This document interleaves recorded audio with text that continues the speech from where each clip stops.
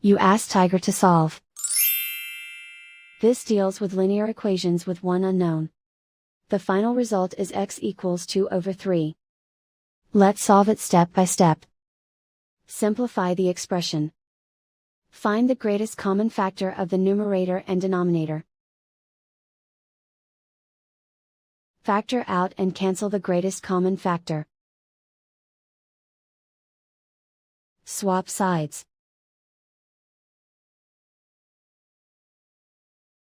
Group all constants on the right side of the equation.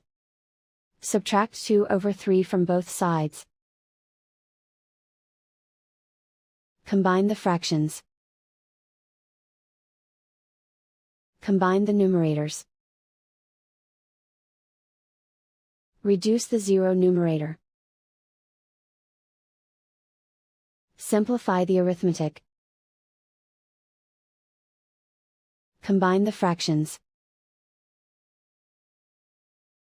Combine the numerators. And so the final result is x equals 2/3.